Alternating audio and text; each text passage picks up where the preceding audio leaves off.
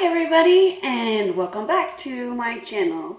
And you are here talking and smoking with Hope. Actually, I have my lighter in my pocket. So tonight I was thinking about, well, first I want to tell you about my day. So today's Tuesday, and I have Tuesdays and Wednesdays. Usually I have people come to the house that are like special for my son. So I had one of those groups here today. And then we went to my very good friend's house, and we got a tire for her car and got it mounted. And then we went to go get slushies, and then we went to her house and went swimming, and we had a great time. These cigarettes are courtesy of her. Thank you. So I had a really good day. Joshua was really bad towards the end. And lately in the car he's been really bad, like trying to like bite his sister, hit her, punch her, whatever. And then she's doing it back to him, and I like legit want to tear my hair out. Like, oh my gosh, are you kidding? Why can't you guys just get along? Like, so he was good until like the end, and then we had to go. I picked up my sister from the house after we left our friends, and we went to the store to get some hot dogs, and the kids wanted hot dogs, and I didn't really want to cook like, you know, a big meal. So it's really hot. So that's what we did, and Josh was ish. He was good-ish. He climbed into the bottom of the carriage, you know, the bottom part where you put your sodas and waters and stuff. So he climbed in there, which is fine. I don't have a problem with that, as long as he's not sticking his fingers in the wheel or on the ground or sticking his feet out and trying to stop the carriage. That freaks me out. So he wasn't too bad with it. But then we get in the store and he runs away. Like, he does this thing where he just quickly turns and beelines out. And he beelined out of the store. And I'm like, like, thank God my sister's here, so now I can run after him. Because there have been times when I'm just like, I don't know what to do, the baby or him, I don't know who to you know, get first. So luckily she was there, and I was able to get him. And just like a couple, you know, minor things. I don't feel like it was too bad, but I did give him a little melatonin before, like a little bit before bed, just to like calm him down, because he seemed like too hyped up.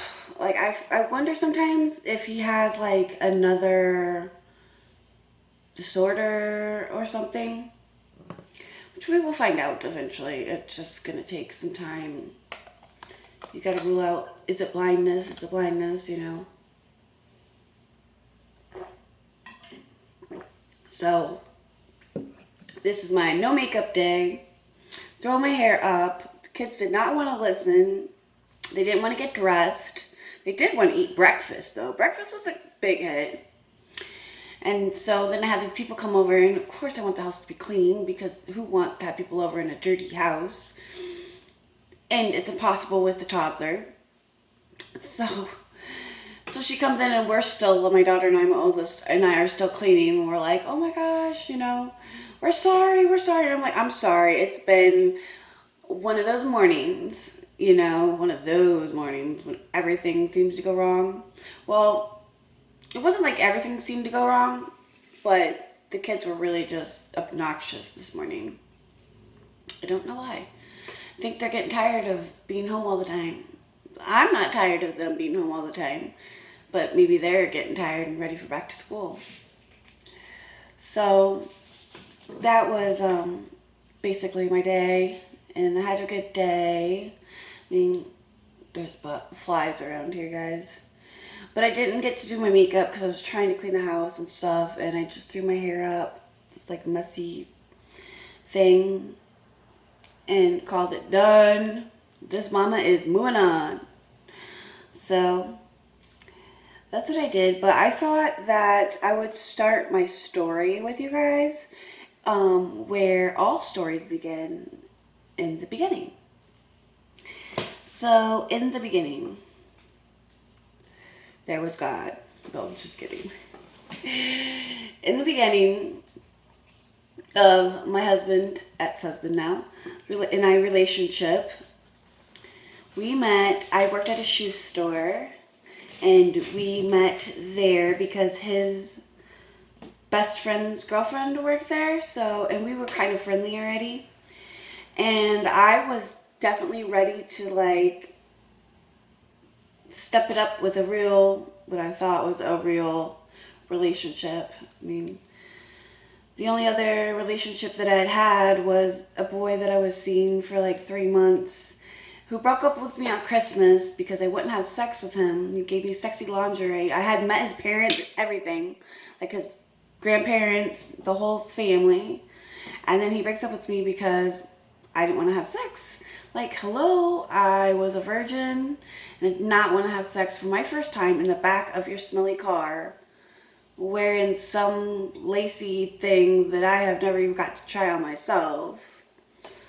So I broke up with him. Well, he broke up with me, and then he asked me out, which was the worst Christmas ever. And, you know, remember, I'm still a teenager, so of course it's the end of the world. It's the worst Christmas ever in history. So he called me back, and he's like, I'm so sorry. Can we please get back together? I don't know what I was thinking. Not with your brain, that's for sure. So I was like, sure, I'll go back out with you. And then I broke up with him on New Year's. Happy New Year's. So that was the extent of my like relationships. And I had met my husband right after that. Like I said, we were working at I was working at a shoe store. And I impressed him because I have like, you know, like everybody has those like odd little things that they're good at.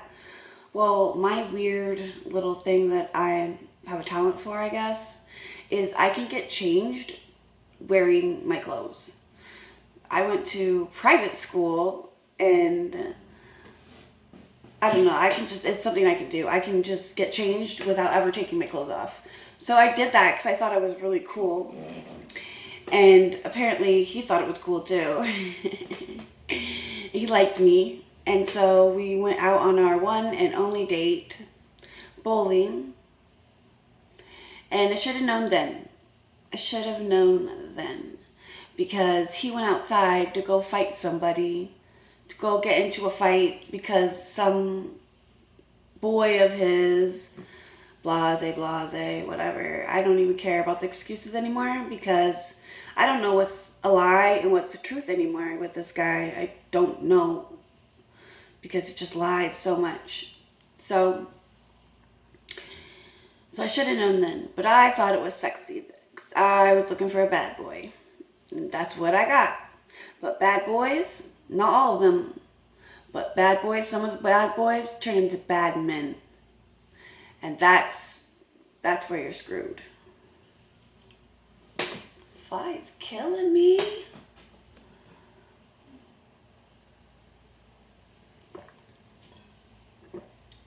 So we met there, and then we went to our mutual friend when I worked with him. Yeah, our mutual friend house, and it was like a really bad snowstorm, so I had to spend the night. And you know what? Now that I think about it, he cried in the middle of the night. So I would come over and comfort him. He freaking cried like a baby. Told me his whole sad life story, and of course I felt like I never heard any of this stuff before. I didn't even know some of these things could happen to people because I was so sheltered.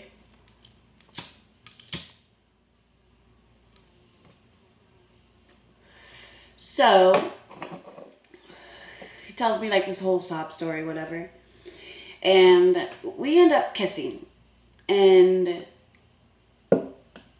it was like so magical to me. And we were like huddling in a blanket together and like all cuddled up, kissing under the blanket, like, the teenagers we were, I guess. And that's how I started dating my ex. And it wasn't long before I moved in. I kind of, sort of, like, got kicked out. I didn't really get kicked out, but my sisters kind of kicked me out. So I shared a bedroom with my youngest sister, but she had like a room off my room, which was a, what's it called? A porch. It was a porch, but it was closed in, so we made it into a bedroom. And so my two sisters decided they wanted the whole top floor to themselves. And they just started packing up my stuff. So, being the non-confrontationalist that I am, I just asked my ex, okay, can I move in? He's like, sure. Or maybe he was wanting me to move in. He was wanting me to move in.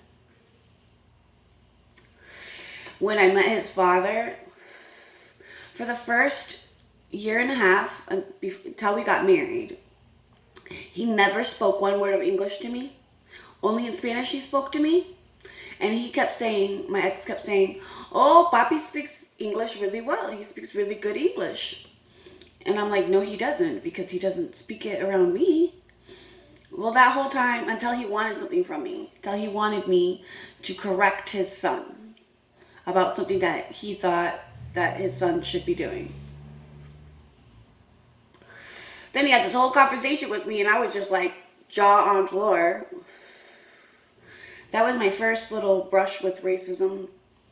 I never grew up thinking about racism because where I lived in California, everybody is like mixed with other people. Like, you just see a lot of couples that are not the same race and nationality. A lot of mixed. So when I came here to the East Coast, it was a shock. And it was a real eye-opener because people here are, I feel, this is just my feeling, are more racist than where I'm from. I mean, I wouldn't know, right? Because I was so sheltered. But, yeah. His father didn't really like me because I was white. But he grew to love me, trusted me with his daughter, my sister. And, yeah, that was my first time meeting his family and meeting my ex. And I have so much more of the story to tell you guys. And you're going to want to stay tuned because it gets steamy and it gets crazy. That's the only way I can describe my life. I've lived in Florida. I lived in a tent. I lived in a tent many times. Because if you're homeless, go to a campground. You can only pay like $15 and you can spend like the night. Get air mattress. You can get all kinds of things. You can practically live. Basically, that's what people do when they go camping anyway, right? Basically live outside. So,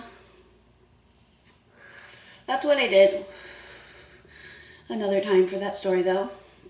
So I wish you all well, and may hope always be with you.